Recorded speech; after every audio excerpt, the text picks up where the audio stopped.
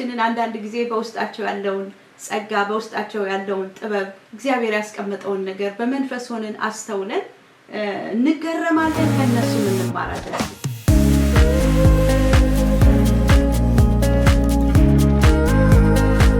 ወላጅና ልጅ በሚል ርዕስ የጀመርነው ክፍለ ጊዜ አለ ከዛ በመቀጠል ዛሬ ባለፈው ወላጅና ልጅ የሚል ነው ዛሬ ደግሞ ከዛ በሁለተኛ ክፍል አድርገን ያየነው እውነተኛ ልጅነትና እውነተኛ ወላጅነት ምንድነው እንደገናም ደግሞ እውነተኛ ወላጅነት ወይም እውነተኛ ልጅነት የማያደርገንስ ምንድነው የሚለውን ርዕስ በእነዚህ ርዕሶች ላይ እንነጋገራለን ለቤተሰብም ለቤተክርስቲያንም ትምህርታዊ ክፍል ነው ብለን እናስባለን እግዚአብሔር ያስተምረናል እግዚአብሔር በመንናገረው ንግግር ውስጥ አልፎ ለኛም ለናንተም የሚጠቅም ነገር በልባችን ያስቀርልናል ብለን እናስባለን ያስተምራቸውም ዘንድ መልካሙን መንፈስ ሰጣቸው ተብሎ በእግዚአብሔር ቃል እንደተጻፈ ክብርን ለእግዚአብሔር እንሰጣለን መንፈስ ቅዱስ አስተማሪ ነው መንፈስ ቅዱስ መሪ ነው መንፈስ ቅዱስ አዋቂ ነው የጊዜውንና የሰዓቱን ትምህርት በጊዜው ለኛ የሚያስፈልገንን ለእናንተም የሚያስፈልጋችሁን ለሁላችንም የሚያስፈልገንን የዘመኑን ነገር እግዚአብሔር በእናንተም በእኛም ያወራል ክብር ለእግዚአብሔር እንሰጣለን እስኪ ወላጅና ልጅ እንደገናም ደግሞ እውነተኛ ወላጅነት ወይም ደግሞ እውነተኛ ልጅነት እንዴት ነው በመጽሐፍ ቅዱስ ምሳሌ የሚሆኑንን ያነሳን እንነጋገራለን ባለፈው እንደተመለከትነው በቤተሰብ ውስጥ ልጆችን በእግዚአብሔር ቃል ማሳደግ ክርስቶስን እንዲያውቁት ማድረግ ከማቴዎስ ወንጌል ምዕራፍ 28 ክፍል ተነስተን በቤታችን ያሉትን በቤታችን ውስጥ ያሉትን ልጆቻችን ሊሆኑ ይችላሉ ዘመዶች ሊሆኑ ይችላሉ ሌሎች ሰዎችም አብረውን የሚኖሩ ሊሆኑ ይችላሉና በዙሪያችን ያሉት ልጆቻችን ቤተሰቦቻችን ዘመዶቻችን አብረውን የሚኖሩ ሰዎችም ቢሆኑ ክብር ለእግዚአብሔር ይሁን እነሱን ወደ ክርስቶስ የማምጣት ኃላፊነትን ከእግዚአብሔር ተቀበለናል ማቴዎስ ወንጌል ምዕራፍ 28 መጨረሻው ቁጥር 17 እና 18 ላይ ይናገራል ትእዛዝ ተሰጥቶናል ከጌታ ክብር ለኢየሱስ ይሁን ስለዚህ ልጆቻችን ደግሞ በቅርብ አብረውን የሚኖሩ ናቸው በቅርብ ረጅም ጊዜ ከኛ ጋር የሚኖሩ ናቸው ከመወደድ ጀምሮ በእጃችን ነው ያሉት ኃላፊነት ተቀበለናል ስለዚህ ልጆቻችን አሉ ዘመዶች ሊኖሩ ይችላሉ ወላጆች ሊኖሩ ይችላሉ አብረውን የሚኖሩ ዘመዶች ሌሎችም ሰዎች ሊኖሩ ይችላሉ ዘመድ ያልሆኑ ስለዚህ ወንጌልን ለፍጥረት ሁሉ ስበኩ ተብለናል ለፍጥረት ሁሉ ክብር ለእግዚአብሔር ይሁን ኢየሱስ ክርስቶስ ጌታ ነው ስለዚህ ከዚህ ቃል በመነሳት ኃላፊነታችንን ለመወጣት በቤታችን ደግሞ ያሉ ልጆቻችን የክርስቶስ ደቀ መዛሙርት እንዲሆኑ የቤተክርስቲያን ኃላፊነት ብቻ አይደለም እንዲያውም ቤተክርስቲያን የምትጀምረው ቤት ውስጥ ነው ኢየሱስ ጌታ ነው ስለዚህ ልጆቻችንን የክርስቶስ ደቀ መዛሙርት ልናደርጋቸው እግዚአብሔር በእጃችን ላይ አሳልፎ የሰጠን ፍሬዎች ናቸው ስለዚህ ደቀ መዛሙርትን ማፍራት ከቤት ይጀምራል ብዬ ነው እኔ ማምነው የማስበው ክብር ለእግዚአብሔር ይሁን ኢየሱስ ጌታ ነው ስለዚህ ወላጅና ልጅ መጀመሪያ ልጆቻችንን ከዛም ደግሞ ቤተሰብ አብረውን የሚኖሩትን እንግዲህ ሁሉንም በእኩል አይን አይተን ማለት ሰውን ሁሉ በእኩል አይን አይተን ክርስቶስን ማስተዋወቅ ይገባናል ክርስቶስን ለሰዎች ሁሉ ስናስተዋወቅ ለልጆቻችንም ይሁን ለቤተሰብም ይሁን ለወላጆቻችን በቃ ለሰው ዘር በሙሉ ክርስቶስን ስናስተዋወቅ እነዛ ሰዎች ለክርስቶስ እንዲሆኑ ነው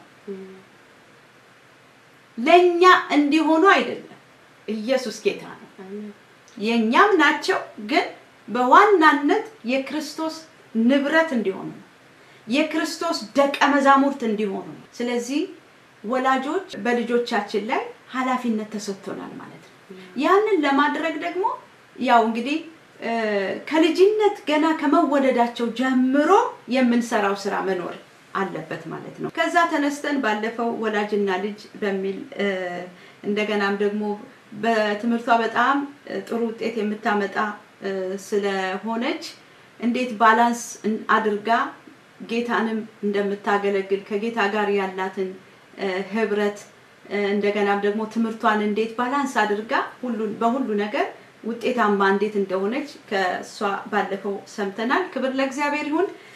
አንዳንድ ጊዜ ከልጆቻችንም እንማራለን። እግዚአብሔር በእነሱ ውስጥ ባስቀመጠው ጥበብና ዕውቀት ከነሱ የምንማረው ብዙ ነገር አለ። አንዳንድ ጊዜ እኛ ወላጆች ስለሆንን ከነሱ በላይ የምናውቀውና የምንረዳው ነገር አለ። በእርግጥ በእድሜም በብስለትም እንደገናም ደግሞ ከእግዚአብሔርም ቃል ከመንፈስ ቅዱስም ሰምተን ከነሱ በላይ የተሻለ ነገር የምናውቀው ነገር አለ። በእርግጥ ግን በእነሱ ውስጥ ደግሞ መንፈስ ቅዱስ ትልቅ ሆኖ የሚያበራላቸው ጥበብና ዕውቀት አለ።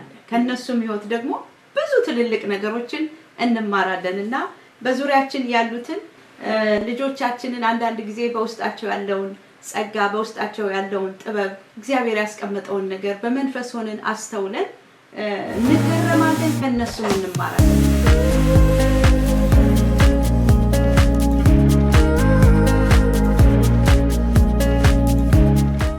ዛሬ እንግዲህ እውነተኛ ልጅነት፣ እውነተኛ ወላጅነት፣ እውነተኛ አባትነት ወይም እውነተኛ መንፈሳዊ እናትነት፣ መንፈሳዊ አባትነት ልንለው እንችላለን። እንደገናም ደግሞ እውነተኛ አለመሆንን ከየት የተነሳ ይሆን? አሁን ያለንበት ዘመን ያለንበት ጊዜ እንደዚህ አይነት ሁኔታ ውስጥ ነው ያለነው፣ ሁላችንም እናውቃለንና ይሄንን ዘመን ለመሻገር ልጆቻችንንም ይዘን ለማስመለጥ ዘመኑንም ደግሞ በነቃ መንፈስ ለማምለጥ እንድንሻገር ውስጣዊ ሰውነታችን ከክርስቶስ ጋር በደንብ ተያይዞ በመንፈስ ቅዱስ ለመጨረሻው ዘመን ክርስቶስ ሲመጣ ለመነጠቅ ሁላንተናችንን ጠብቀን ለመገኘት ክብር ለእግዚአብሔር ይሁን። የምንሰራው በጣም ብዙ ስራ አለ በዚህ ዘመን። ያ እውነተኛ ወላጅ ምን ማለት ነው? ያ አሁን የጳውሎስና የጢሞቴዎስን ታሪክ ብንመለከት ጳውሎስ የጢሞቴዎስ መንፈሳዊ አባት ነበር። ሃሌሉያ! መንፈሳዊ አባት ነበር። ስለዚህ ወላጅ ከሆናችሁ ልጆች ካላችሁ ለካ በምግብ በመስራት ወይም ያ ወላጅ የሚያደርገው ነገር ብቻ አይደለም ልጆቻችን የምንረዳው። ነገር ግን መንፈሳዊ ምግብም አለ፣ መንፈሳዊ ውሃ አለ እና ይሄም እኮ ያስፈልጋል። የእግዚአብሔርን ቃል የሚለው ነገር አሁን ኃላፊነት ስላለ እንደ ወላጅ እንደ ልጅም ኃላፊነት አለ፣ ግን እንደ ወላጅም ኃላፊነት አለ። አሁን ልክ እንዳለችው ልጅ ሲሰጥ በቃ ኃላፊነት ነው የተሰጠን እና በሌላ ነገር እንደምንመራ ልጆቻችን በመንፈሳዊ ነገር ማሳደግ። አሁን ጢሞቴዎስ ለጳውሎስ እንደ ፍሬ ነበር፣ እንደ ፍሬ ነው ያየው እና ይሄ ፍሬ እንዲያድግ እፈልጋለሁ ብሎ ቃል መገበው። በቃል ሲመገበው ጢሞቴዎስ በቃ መንፈሳዊ ህይወቱ ጠነከረ፣ አደገ። ስለዚህ ሁላችን በቃ ፍሬ ነን።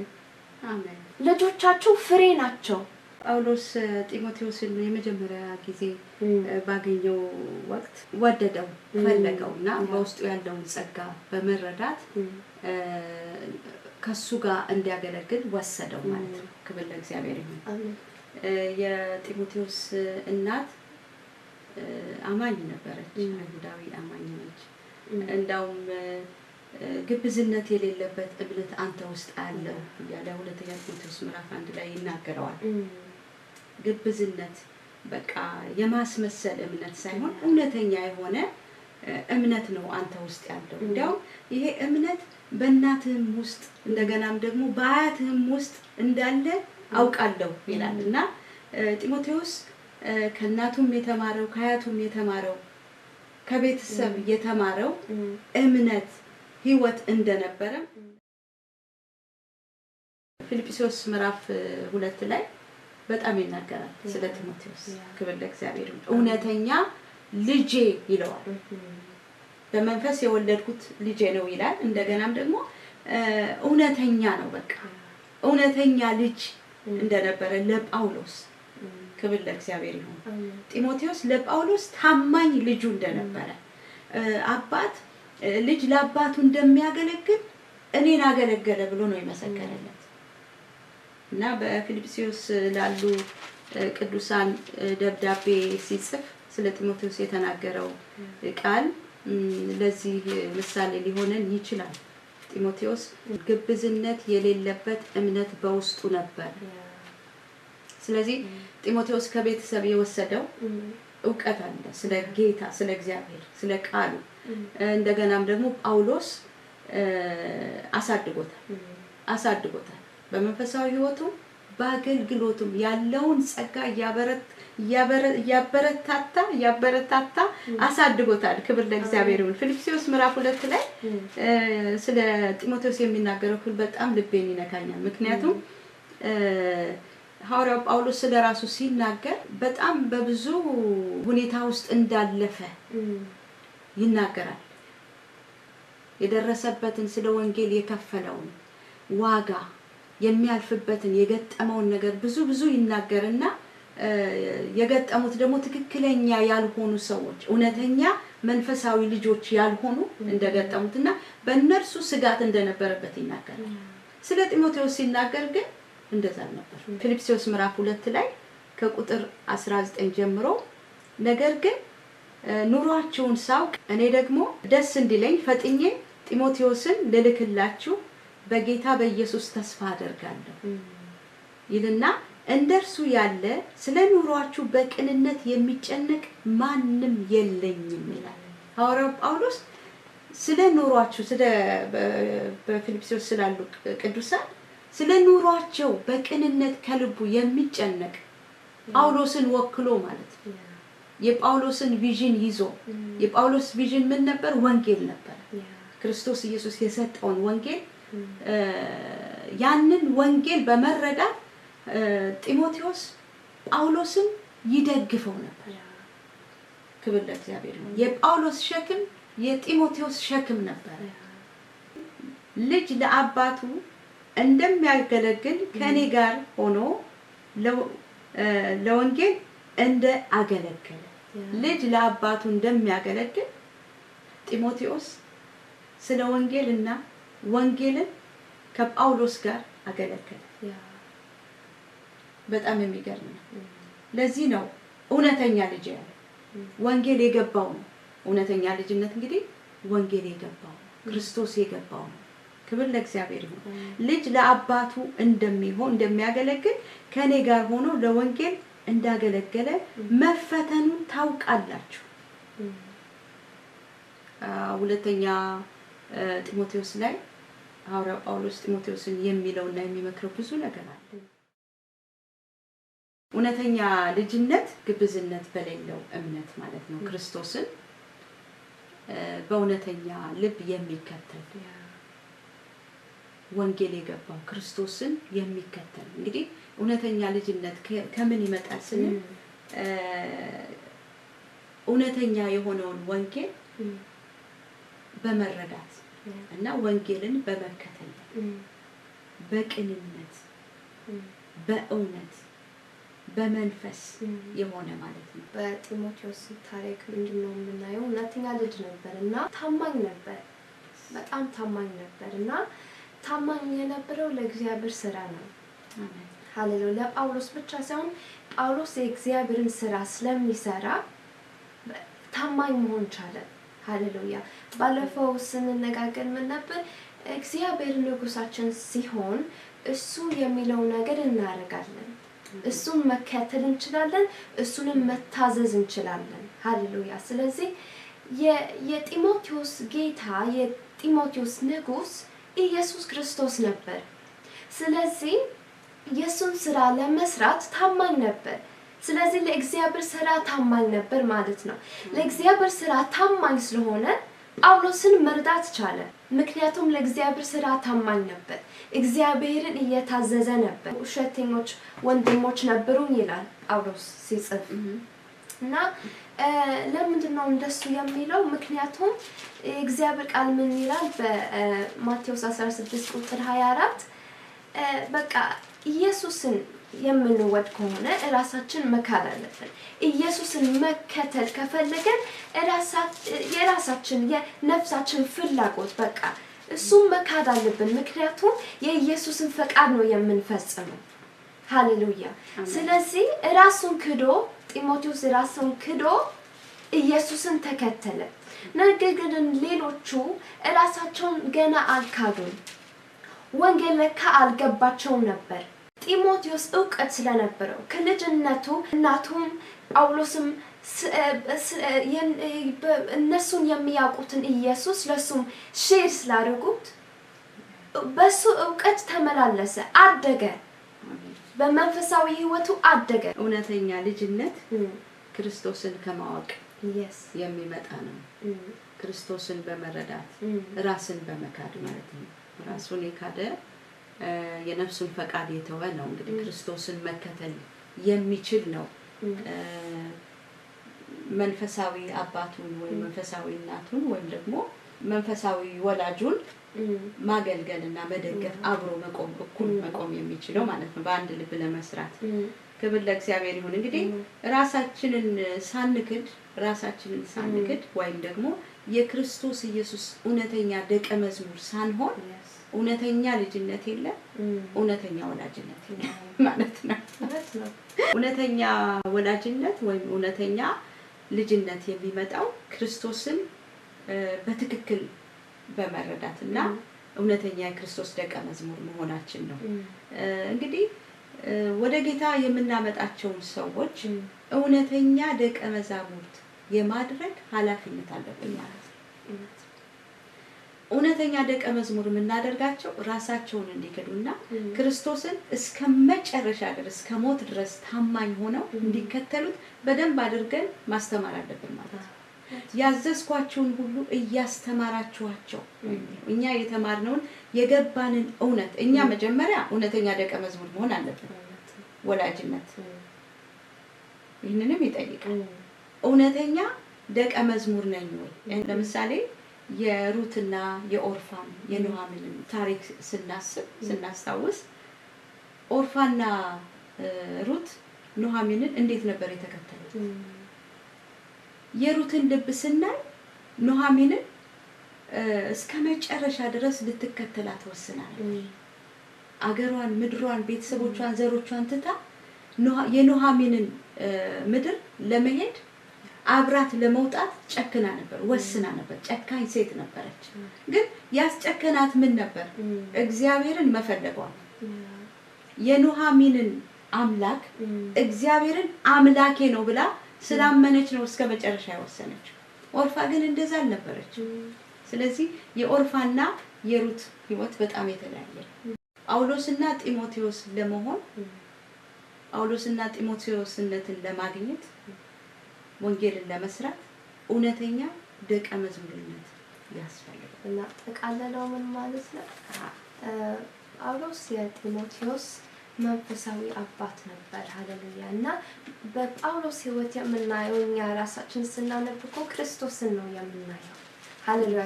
የክርስቶስ ተከታይ ስለነበር እሱ ራሱ እውነተኛ የክርስቶስ ተከታይ ነበር። ለዛ ነው እውነተኛ ወላጅ እውነተኛ አባት ሊሆን የቻለው። ስለዚህ እኛ በእውነት ክርስቶስን ስንከተል በእውነት ልናተርፍ እንችላለን። የእውነተኛ ወላጅና የእውነተኛ ልጆች መሆን እንችላለን።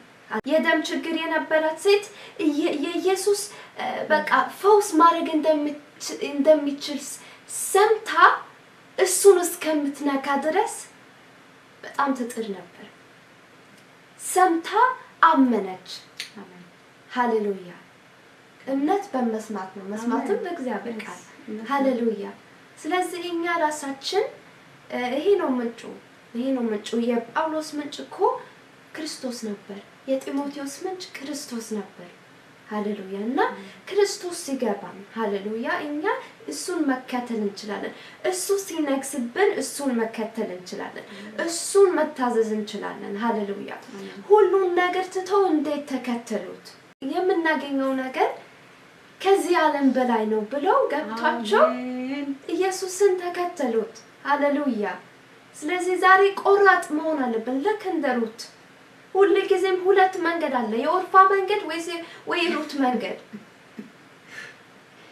ሃሌሉያ ኦርፋ ከሄደች በኋላ ስለሷ ምንም አልተጻፈም እኮ ስለሷ ምንም አልተሰማም ከዛ በኋላ ሩት ግን ትክክሉን መንገድ ስለመረጠች እግዚአብሔርን መፈለግ ፈለገች ነው ምን አለች ያንቺ ጌታ የኔ ጌታ ነው yes ሃሌሉያ እና እግዚአብሔርን መፈለግ ስለፈለገች ልክ እንዳለችው ኢየሱስን ናኦሚን ስትከተል እግዚአብሔርን የተከተለች ነበር ጢሞቴዎስ ራሱ ኮሌጅ ነበር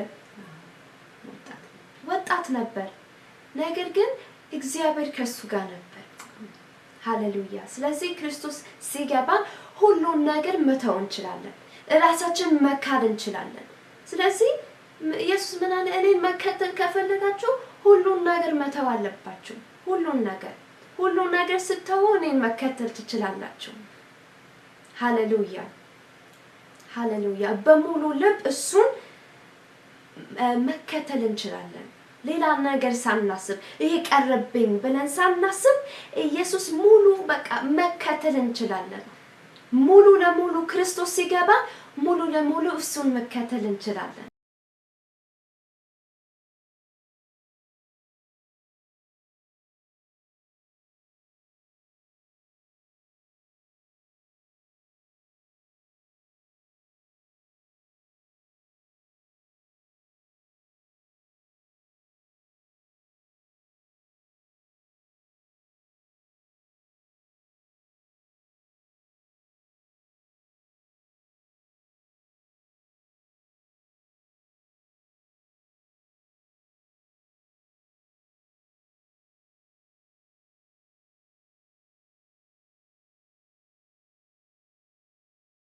ልባችን የሚከፋፈለውና አንድ የማንሆነው የምንፈልገው ሌላ ሲሆን የምንፈልገው ዋነኛ ኢየሱስ ከሆነ ግን አንድ መሆናችን የግድ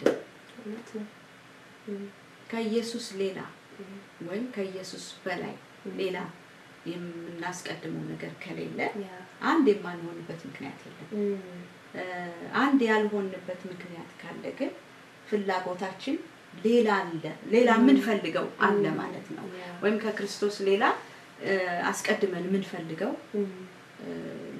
ልባችንን የሚከፍል ሌላ ነገር አለ ማለት ነው ስለዚህ ጢሞቴዎስ ለጳውሎስ ታማኝ እንዲሆን ያደረገው ክርስቶስ ስለገባው አገልግሎቴን ፈጽሜያለሁ ሩጫዬን ጨርሻለሁ ወደሚልበት ደረጃ በደረሰ ጊዜ ጢሞቴዎስን ይመክረው ነበር ብዙ ጊዜ ይመክረዋል ያደፋፍረዋል ብዙ ነገር ጽፎለታል አንደኛ ጢሞቴዎስና ሁለተኛ ጢሞቴዎስን ስናነብ እንዴት እንዳበረታው እንዴት እንዳስተማረው እንዴት ትሬን እንዳደረገው እንዴት ያለውን ጸጋ ወደ ላይ እንዳወጣለት እናያለን እና አሁን በቤታችን ያሉትን ልጆቻችንን ወይም አብረውን የሚኖሩትን ብቻ ሳይሆን በቤተ ክርስቲያንም እግዚአብሔር ጸጋ ያስቀመጠባቸው ሰዎች ጸጋ ያለባቸው ሰዎች እነሱን በደንብ አስተውለን በውስጥ አይኖቻችን አይተን አስተውለን ያላቸውን ጸጋ ለይተን በጸጋቸው ማሰማራት ደግሞ ፍሬ ማፍራት ማለት ነው ያቺ ቤተ ክርስቲያን ታድጋለች ማለት ነው ልባችን አንድ ከሆነ ለክርስቶስ ቅናት ካለ በህቴ ወይም በወንድም ያለው ጸጋ የክርስቶስ እንደሆነ ስለሚገባል የክርስቶስን ጸጋ መሸፈን ሳይሆን ማውጣት ነው ለምን ለነፍሳት ጥቅም ለቤተ ክርስቲያን ጥቅም ክርስቶስ እንዲከብር ነው ኢየሱስ ጌታ ነው እንድንቀናናበት ሳይሆን የኔ ነው ያንተ ነው እንድንባባልበት ሳይሆን በወንድሜ የተሻለ ጸጋ ሲታይ በህቴ የተሻለ ጸጋ ስታይ ያንን ጸጋ ወደ ላይ እንዲወጣ ሁለተኛ ጢሞቴዎስ ምዕራፍ 4ን ስናነብ በመጨረሻው ቀን የሚያስጨንቅ ዘመን እንዲመጣ እወቅ ይለውና ሰዎች ራሳቸውን የሚወዱ ትዕቢተኞች በትዕቢት የተነፉ በቃ እግዚአብሔርን የሚያመልኩ መልክ አላቸው ግን ኃይሉን ክደዋል ለወላጆቻቸው የማይታዘዙ ትዕቢተኞች ተሳዳቢዎች እንዲህ አይነት ይሆናሉ በመጨረሻው ቀን አስጨናቂ ዘመን ይመጣል ይሄ የተጻፈው እንግዲህ ረጅም ጊዜ ነው አሁን ግን በጣም ያስፈልጋል ለኛ ነው የተጻፈው ከዛ ዘመን ይልቅ ጳውሎስና ጢሞቴዎስ ከነበሩበት ዘመን ይልቅ ለኛ አሁን ይሄ ቃል ተጽፏል በያምናለሁ ስለዚህ ልጅ ለአባቱ እንደሚያገለግል ጢሞቴዎስ ጳውሎስን እንዴት አገለገለው በቃ በጳውሎስ ያለውን ትዕግስት ሲያይ ያንን ትዕግስት እሱም እየተማረ ይታገስ ነበር ከኔ የምትማሪው ነገር መኖር አለበት እንደ መንፈሳዊ እናት እንደገናም ደግሞ ደውላች ጢሞቴዎስ ከጳውሎስ የሚማረው ነገር ነበር የሚያዩና ከኋላ እየተከተለ ክርስቶስን ስለሚፈልግ እኮ ነው ልክ ሩት ኑኃሚንን ስትከተል ተመለሽ አልፍ በቃ ወደ ዘሮችሽ ወደ ምድርሽ ተመለሽ እኔ ሩቅ ነው የሚሄደው በቃ እኔ አላስፈልግሽም ብላ ስትከለክላት መጨረሻ አትከልኪኝ አለች እምቢ አለች ለምን እግዚአብሔርን ነበር የምትከተለው እውነተኛ ያልሆኑ ወንድሞች እውነተኛ ያልሆኑ እህቶች ካሉ እውነተኛ ደቀ መዝሙር አልነበሩም ማለት ነው ወይ ክርስቶስ በደንብ አልገባቸው ወይ ወንጌል በደንብ አልተሰበከላቸው ወይ ስለ የደቀ መዝሙር ማለት ክርስቶስን መከተል ማለት በደንብ አልገባቸው የትምህርት እጥረት ነው ወይም ደግሞ ዓለምን መውደድ ነው ገንዘብን መውደድ ነው ልክ ሁለተኛ ጢሞቴዎስ ምዕራፍ 4 ላይ የተዘረዘሩትን ዝርዝሮች ልክ ይሄው ነው ማለት እውነተኛ ልጅ ለመሆን እውነተኛ ወላጅ ለመሆን መጀመሪያ እውነተኛ የክርስቶስ ደቀ መዝሙር መሆን ይጠበቅብናል ክርስቶስን ስንከተል ሙሉ